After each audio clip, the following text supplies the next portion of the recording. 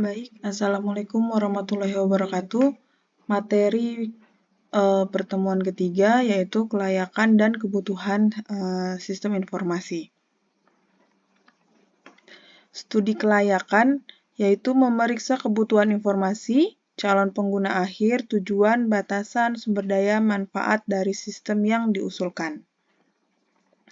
Studi kelayakan adalah studi awal untuk memeriksa kebutuhan informasi, calon pengguna akhir dan tujuannya, batasan, kebutuhan sumber daya, biaya, manfaat, dan kelayakan dari proyek yang diusulkan.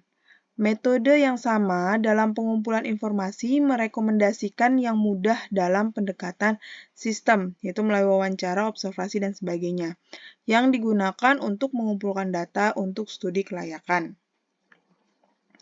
Kelayakan suatu sistem itu dilihat berdasarkan 4 aspek. Yang pertama yaitu kelayakan organisasi, kelayakan ekonomi, kelayakan teknis, dan kelayakan operasi.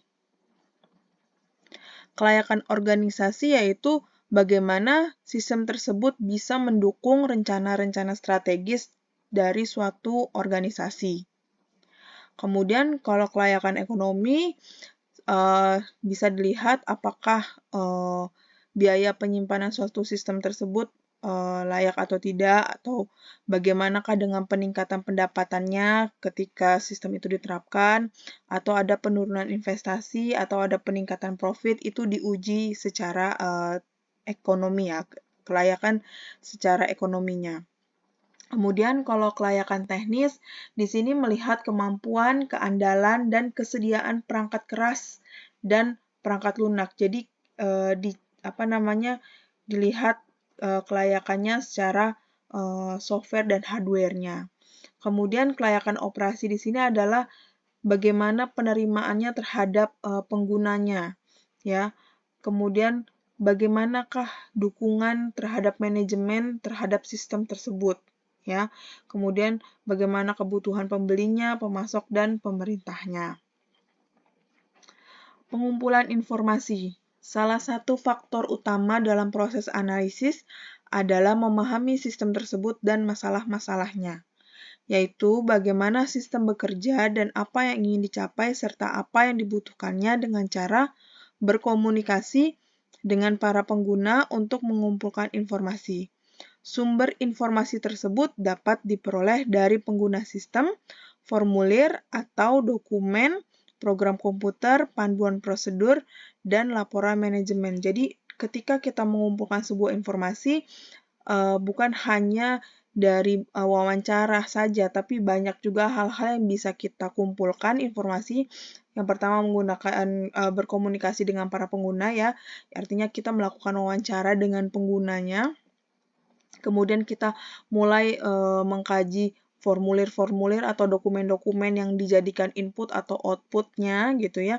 Kemudian program-program komputer yang ada di sana tuh yang digunakan seperti apa.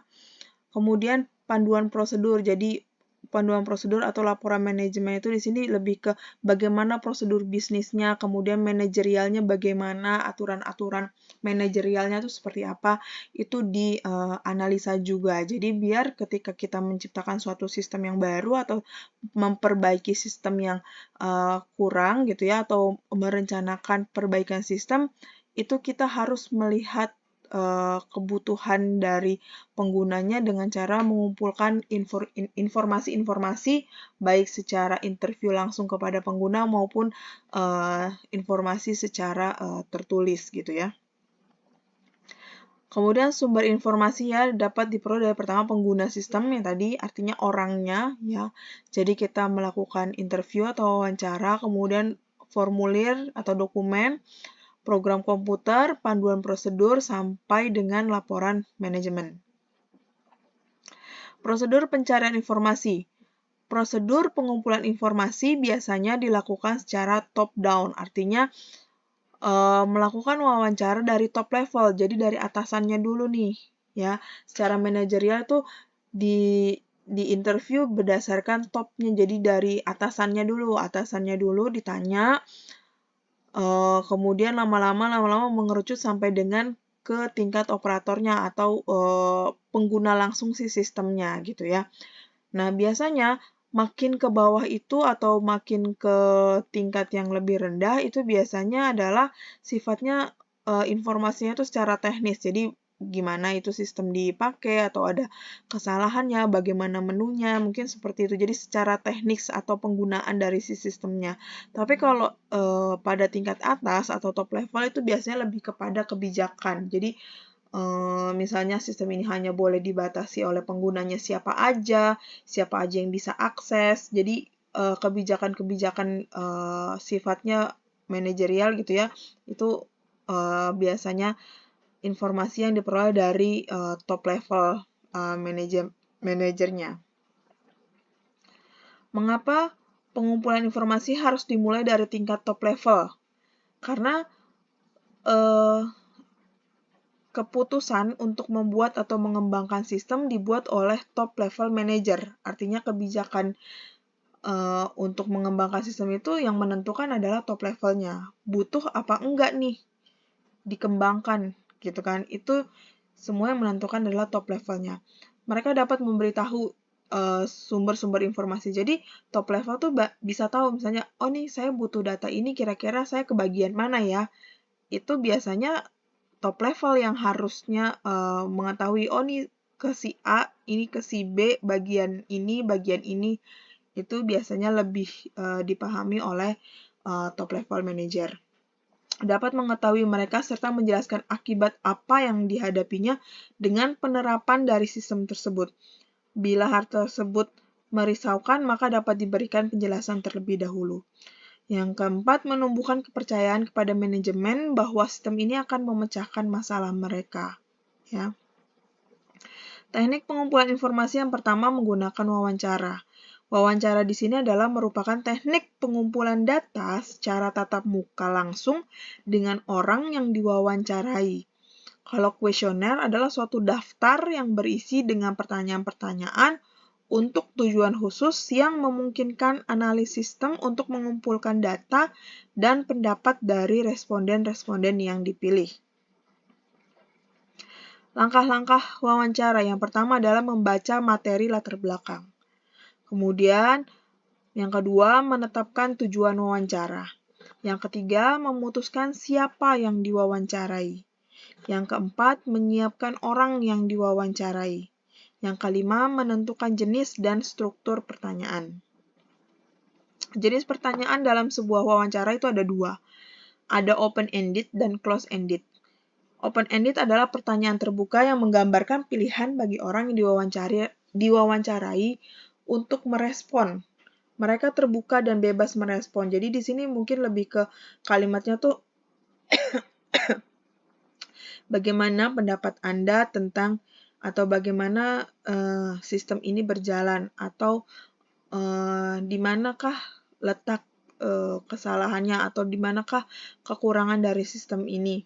Jadi itu sifatnya open-ended ya. Jadi yang diwawancara itu dia bebas menjelaskan atau merespon apa yang mereka alami gitu, apa yang ingin mereka jawab gitu ya. Jadi benar-benar dibebaskan. Tapi kalau close-ended itu pertanyaan dengan pilihan yang tersedia. Jadi kalau misalnya apakah sistem ini berjalan, apakah database ini tidak bisa untuk diedit, benar apa salah gitu. Jadi jawabannya cuma benar atau salah atau pilihan ganda gitu ya. Itu close ended. Jadi jawabannya itu udah ada gitu ya, udah ada. Dia cuma milih. Jadi dia nggak bisa mengembangkan jawaban dia gitu ya. Jadi hanya sebatas yang ada di pilihannya itu aja. Itu close ended. Struktur pertanyaan dalam wawancara. Yang pertama adalah struktur piramid. Piramid berarti dari yang mengerucut sampai dengan yang atasnya mengerucut terus bawahnya terbuka gitu ya. Nah, berarti di sini struktur piramid ini adalah menggunakan jadi si penanya itu mulai menanyakan pertanyaannya itu mendetail. Biasanya berupa pertanyaan tertutup dulu. Jadi ditanyain dulu nih secara tertutup. Ini sistemnya apakah sistem ini memiliki database? iya atau tidak, kayak gitu dulu. Apakah tampilan menu berwarna, iya atau tidak, gitu. Terus baru nanti lama-lama si penanya itu memperluas topiknya dengan mengajukan pertanyaan-pertanyaan yang sifatnya terbuka. Jadi kalau sudah tadi ada database, baru nanti ditanyain bagaimana menurut Anda database yang baik atau yang efektif gitu. Itu yang piramid. Kalau struktur corong itu kebalikannya dari piramid. Ya, jadi ingat aja corong tuh yang tempat buat masukin air itu ya, corong. Jadi dari yang interview dengan pertanyaan-pertanyaan terbuka dulu atau pertanyaan-pertanyaan yang sifatnya lebih umum sampai akhirnya mengerucut secara mendetail. Kalau struktur berbentuk wajik, struktur ini harus dimulai dengan suatu cara khusus, kemudian menentukan hal-hal yang umum dan akhirnya mengarah pada kesimpulan yang sangat spesifik, ya. Jenis-jenis kuesioner. Yang pertama, kuesioner format bebas. Kuesioner format bebas berisi dengan pertanyaan-pertanyaan yang harus diisi oleh responden di tempat yang sudah disediakan. Kalau kuesioner format pasti, yang pertama adalah check of question. Jenis pertanyaan-pertanyaan ini dibuat sehingga responden dapat memeriksa jawaban-jawaban yang sesuai. Yes, no question. Jenis dari pertanyaan ini memungkinkan responden untuk menjawab iya atau tidak. Ya, kalau opinion atau choice question, jenis pertanyaan ini memungkinkan responden untuk memberikan pendapatnya. Jadi kalau kuesioner format bebas di sini bebas ya, berisi pertanyaan apa aja yang harus diisi sesuai dengan tempat. Biasanya nih kayak bikin deskripsi apa gitu ya. Terus kalau misalnya check of question itu cuman ada jawabannya tuh sudah ditentuin poinnya, ada checklistnya gitu ya. Ini jawabannya 1, 2, 3, 4. Nah, yang benar tuh yang mana gitu, yang sesuai dengan keinginan responden itu seperti apa. Kalau yes, no ya udah jelas ya, jawabannya kalau nggak iya, tidak, atau benar, salah gitu, itu yes, no question. Kalau opinion biasanya pendapat, bagaimana pendapat Anda tentang ini gitu ya. Jadi kita mengungkapkan pendapat kita seperti apa. Oke, kurang lebih seperti itu untuk materi pertemuan 3. Ya, ini ada tugas 3, silakan dicoba dikerjakan ya. Jika ada pertanyaan atau ada yang ingin ditanyakan silakan ya. Terima kasih. Wassalamualaikum warahmatullahi wabarakatuh.